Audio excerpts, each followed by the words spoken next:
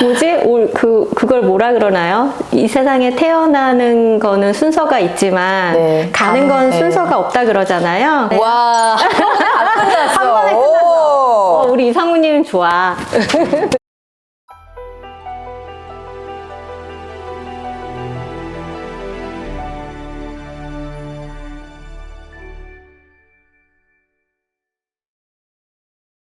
평균 수명이 길어졌지만 우리 삶은 예기치 않은 사고도 일어날 수 있기 때문에 미리 내 재산을 보호하고 남아있는 내 가족들에게 재산을 잘 상속하고 복잡하지 않게 간단하게 상속이 이루어질 수 있는 방법이 어떤 것들이 있는지 임수민 변호사님과 유언장과 리빙 트러스트에 관해서 이야기 나누어 보려고 합니다.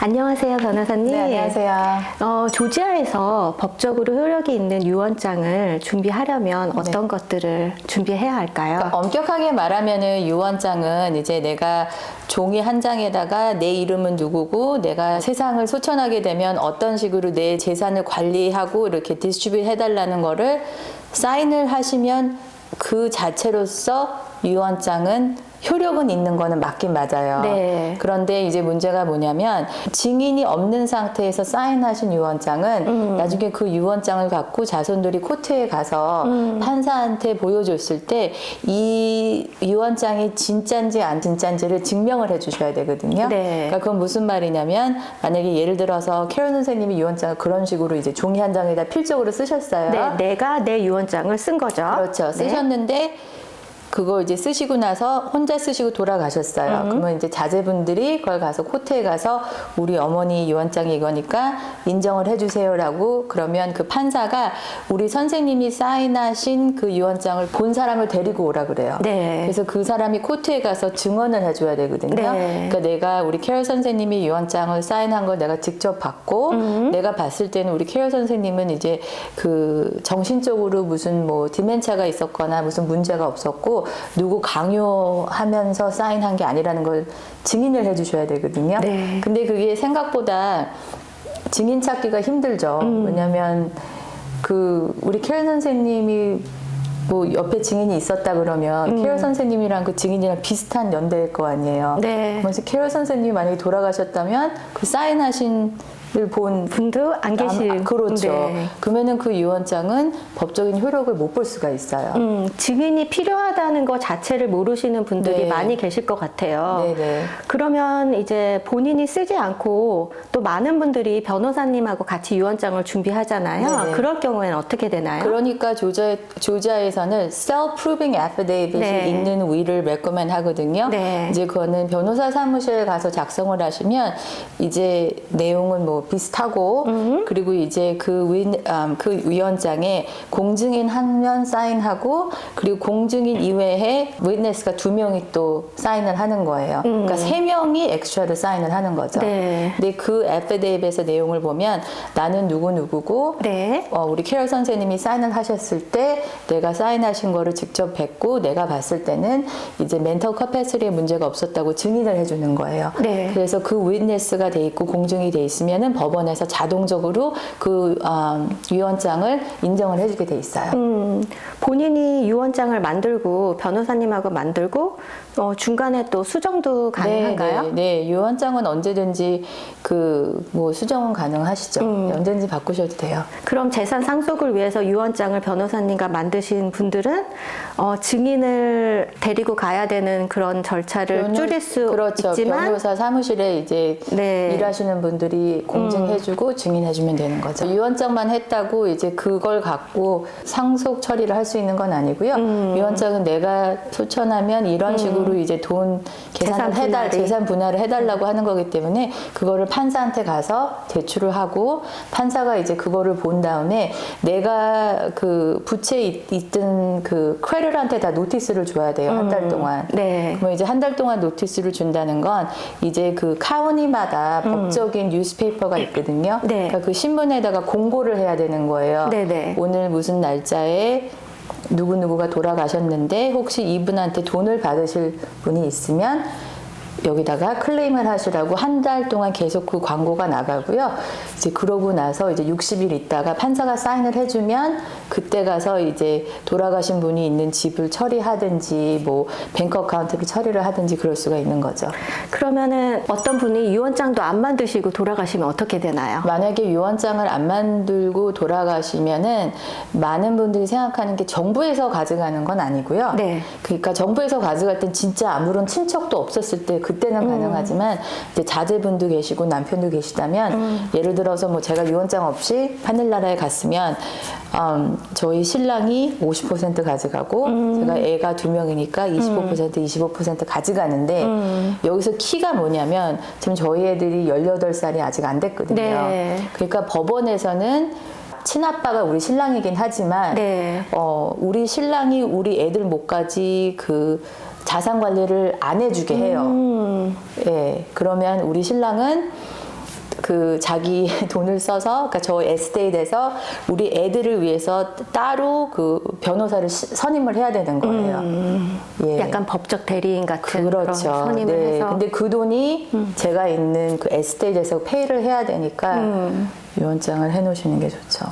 네. 그렇구나. 유언장을 하려면 꼭 변호사님과 함께 만드시는 게 좋을 것 같네요. 그러면 이제 제가 셀러하고 바이어들을 많이 보다 보면은 리빙 트러스트를 갖고 계신 분들이 계세요. 네. 그럴 때 이제 리빙 트러스트를 셋업을 할 때 알아야 되는 단어가 있잖아요. 우리가 트러스트, 네. 그다음에 트러스티, 베네피시어리가 있는데 네네. 그거에 대한 설명을 좀 네, 부탁드리겠습니다. 트러스트는 신탁이라고 얘기하면 될 것 같아요. 네네네. 이제 신탁은 뭐냐면 종류가 두 개가 있어요. 리빙 네. 트러스트는 내가 살아있을 때 네. 이 신탁을 만드는 사람이 이제 마음대로 할 수 있는 게 리빙 트러스트고요. 네. 이 레버거블 트러스트는 만든 사람이 셋업은 했지만 내 마음대로 이 신탁을 조정할 수가 없는 게 이 레버거블 트러스트예요. 네. 저희가 클로징하면서 가장 많이 보는 거는 네.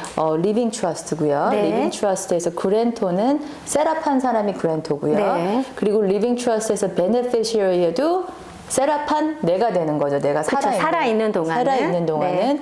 그리고 이제 통상적으로 트러스티는 많은 분들이 자기를 또 임명을 하세요. 네. 그러니까 그 대리인이라고 말하죠. 네네네. 그러니까 대리인도 내가 되는 거예요. 네. 네. 그 트러스트를 관리하는 트러스티가 네. 살아있는 동안은 이제 내가 트러스티도 그렇죠. 되고 베네피시어리도 그렇죠. 되고 하지만 트러스트를 설립할 때는 네. 이제 혹시라도 내가 죽으면 이제 네. 또 자손한테 간다는 그런 디테일한 게 다 들어가 있는 건가요? 리빙 트러스트의 가장 장점은 뭐냐면 요즘 뭐 과학도 발달되고 그래서 이렇게 내가 병이 걸리고 돌아가실 때까지 시간이 좀 오래 걸리거든요. 네네네. 그리고 이제 혹시 뭐 요즘 가장 많은 뭐 치매가 걸리신다. 이제 그러면 내가 그 법적 활동을 할 수가 없잖아요. 네. 그러니까 그 신탁 그 규정을 해놓는 거예요. 내가 그 멘털 커패시티가 있으면 내가 그 대리인으로 할 수가 있지만 혹시 네. 뭐 의사 2명 판단에 네. 내가 정신적으로 지금 커패시티가 안 돼서 내 일을 못 보게 되면 alternate trust를 아예 임명을 해 놓으시는 거예요.